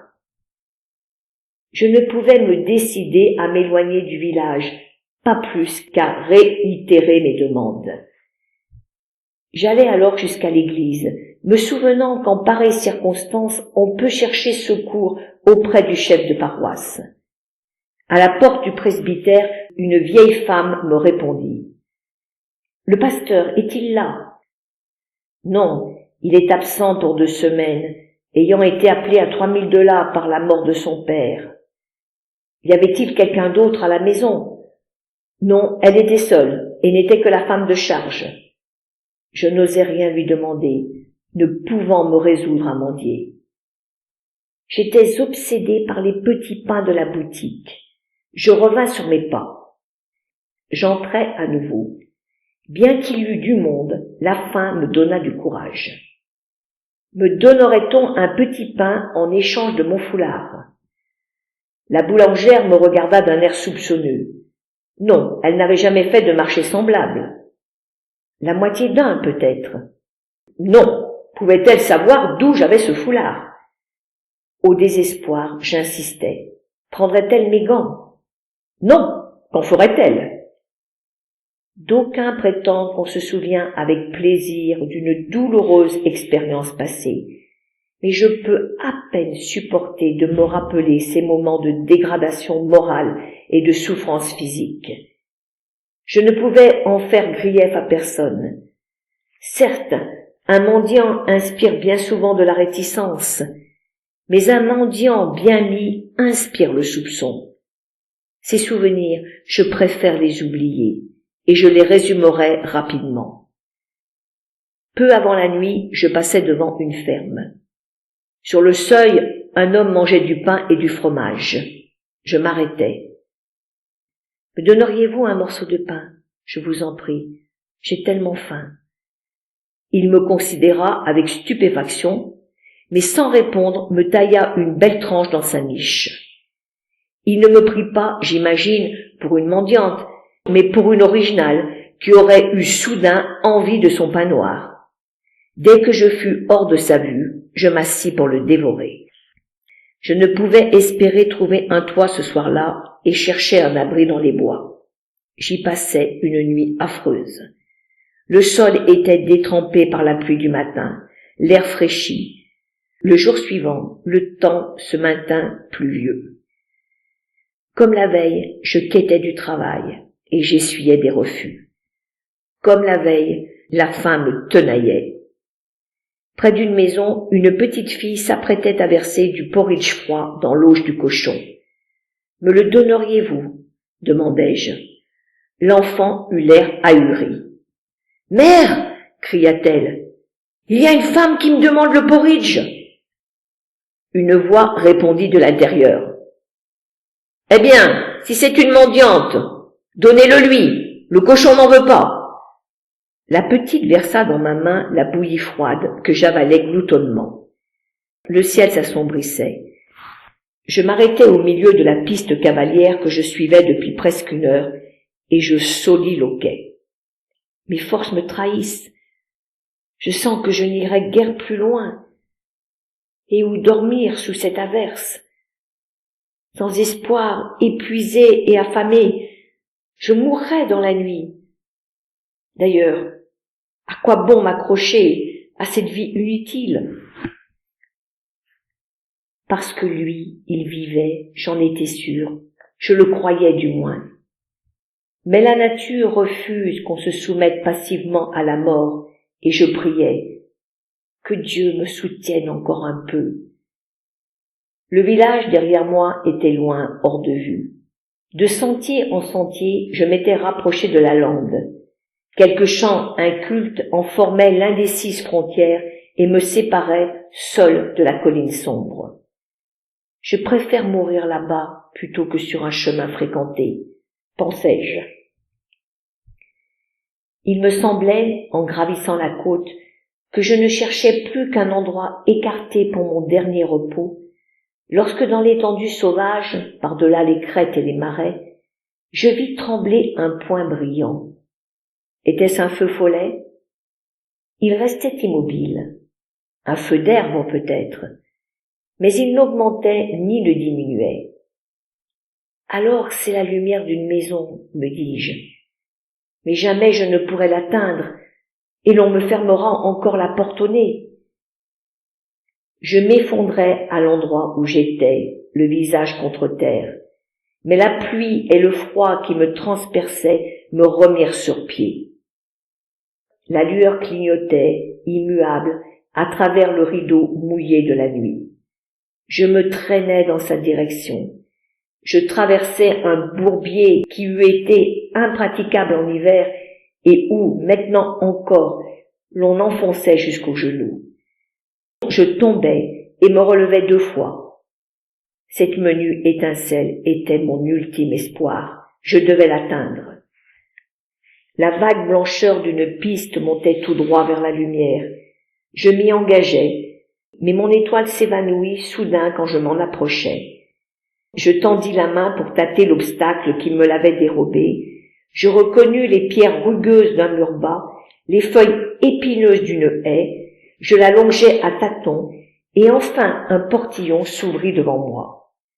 Au bout de l'allée, la fenêtre éclairée m'offrait son salut. J'écartai la plante grimpante qui lui servait de vitrage, et je risquai mon regard dans la pièce. Un feu de tourbe rougeoyait sur un buffet de noyer, ensoleillait des assiettes d'étain. La bougie qui m'avait guidé brûlait sur la table, éclairant une vieille femme qui tricotait. Devant la cheminée, dans cette paix rose et chaude, 2 jeunes femmes lisaient, pâles, dans leurs robes de deuil. Le silence était si profond que je percevais le bruit des cendres qui s'écoulaient, le tic-tac de l'horloge et même, me semblait-il, le cliquetis des aiguilles à tricoter. Aussi j'entendis distinctement la voix qui disait « Écoute, Diana, Franz et le vieux Daniel sont ensemble cette nuit, et Franz lui raconte un rêve qui l'a épouvanté. » À voix basse, elle se mit à lire quelque chose d'incompréhensible pour moi dans une langue étrangère qui n'était pas du français. Lorsqu'elle se tut, la vieille dame intervint. « Y a-t-il un pays où l'on comprenne ce que Marie vient de lire ?»« Oh oui, Anna, un pays bien plus grand que l'Angleterre. Mais nous avons assez étudié pour ce soir. Je me demande quand Saint John va rentrer. Je suis fatiguée. Il ne saurait tarder. Il est déjà 10 heures. » Je regardais longtemps vivre les habitants de cette maison, nourrissant la chimérique espérance de les amener à m'offrir un abri. Je frappais à la porte un coup hésitant. Anna ouvrit. « Que voulez-vous » dit-elle en élevant sa bougie. « J'aimerais parler à vos maîtresses. »« Vous feriez mieux de me dire ce que vous leur voulez. D'où venez-vous ?»« Je ne suis pas d'ici, et je leur suis inconnu. »« Alors que faites-vous par là, à cette heure ?»« Je voudrais un abri quelconque et un morceau de pain. » La méfiance, le seul sentiment que je redoutais, se peignit sur le visage d'Anna. « Je vous donnerai un morceau de pain, mais nous n'hébergeons pas les vagabonds. Laissez-moi parler à vos maîtresses. »« Non, que peuvent-elles faire pour vous ? Vous ne devriez pas être en train de rôder à ces heures. »« Mais où irais-je si vous me chassez ? » ?»« Je suis persuadée que vous devez le savoir mieux que moi. Voici un penny, partez. » Un penny ne saurait calmer ma faim, et je n'ai pas la force d'aller plus loin. Pour l'amour de Dieu, ne me fermez pas votre porte. J'y suis obligée, la pluie entre. Dites aux demoiselles, laissez-moi les voir. Certes pas. Si vous étiez ce que vous paraissez, vous feriez moins de bruit. Filez. Mais je mourrais si vous me chassez. Certainement pas. Et si vous faites partie d'une bande, allez leur dire que nous ne sommes pas seuls. Nous avons à la maison un homme, des chiens et des fusils. Sur ce, l'inflexible servante claqua la porte. Épuisée, je m'affaissai sur le seuil. Un désespoir sans borne m'envahit. Je gémis, je me tordis les mains en sanglotant et je m'écriai à voix haute. Il me faut mourir. Et puisque je crois en Dieu, je dois accepter en silence sa volonté. Tous les hommes doivent mourir, mais Dieu ne les condamne pas à mourir, comme vous vous préparez à le faire sur ce perron. Qui parle ? Demandai-je effrayé par cette voix toute proche dans l'obscurité. Le nouveau venu heurta longuement. « Est-ce vous, Mr. St. John ?» appela Anna. « Oui, ouvrez vite. »« Eh bien, vous devez être trempé et transi avec ce temps, et vos sœurs commençaient à s'inquiéter. Et je crois qu'il y a des rôdeurs par là. Il est venu une mendiante, mais elle est encore là. Quelle honte! Levez-vous et partez. Chut, Anna. Vous avez fait votre devoir en ne la recevant pas. Je veux faire le mien en la recevant. J'étais tout près, et je vous ai entendu. Son cas ne me paraît pas ordinaire. Il faut au moins le considérer. Jeune femme, levez-vous, et entrez, je vous prie. Je lui obéis, et bientôt je me trouvais dans la cuisine que tout à l'heure je regardais depuis le jardin, tremblant maladivement et consciente de mon aspect sauvage. Tous les yeux se fixèrent sur moi. « Saint John, qui est-ce » questionna une voix. « Je ne sais pas, je l'ai trouvée sur le seuil. »« Elle est bien pâle, » dit Anna. Je chancelais, mais j'étais consciente. On m'avança une chaise. Je n'aurais pu parler. « Anna, allez lui chercher de l'eau. » Croyez-vous qu'elle est malade ou qu'elle meurt de faim? C'est plutôt la faim. Anna, apportez aussi du lait et du pain. Diana, que je reconnus à ses longues boucles, m'offrit du pain trempé dans du lait et d'une voix chargée de sympathie me dit « Essayez de manger. »« Oui, essayez, » répéta doucement Marie. Puis on me demanda mon nom. Je parvins à dire, soucieux de dissimuler mon identité. « Je m'appelle Jane Elliot. »« Où habitez-vous? Où sont vos amis? » Je gardai le silence. « Peut-on faire demander quelqu'un des vôtres? » Je secouai négativement la tête. « Enfin, dit Saint John, que pouvez-vous nous raconter de vous-même? » Je me sentais trop faible pour répondre à cela et je dis « Monsieur, je ne puis vous donner de détails ce soir. »« Mais alors, que puis-je faire pour vous? » ?»« Rien. » Diana releva ma réponse. « Voulez-vous dire que vous avez eu maintenant tout le secours dont vous aviez besoin et que nous devons vous renvoyer dans cette nuit de pluie? » Elle avait l'air énergique et bonne. Je rendis un sourire à son regard compatissant. « Je vous fais confiance. Si je n'étais qu'un chien errant, je sais que vous me garderiez quand même. Faites de moi ce que vous voudrez, mais je me sens trop mal pour parler ce soir. Marie et Diana, venez avec moi au parloir. Nous allons voir ce qu'il convient de faire. Anna, ne la questionnez pas, et donnez-lui ce qu'il reste du pain et du lait. » Ils se retirèrent. La chaleur du feu m'assoupissait, et je ne me souviens plus d'avoir monté l'escalier. Je sus seulement qu'on m'avait débarrassé de mes vêtements mouillés et qu'un lit confortable me reçut. Dans mon hébétude, je remerciai Dieu et m'endormis dans une joie faite de reconnaissance.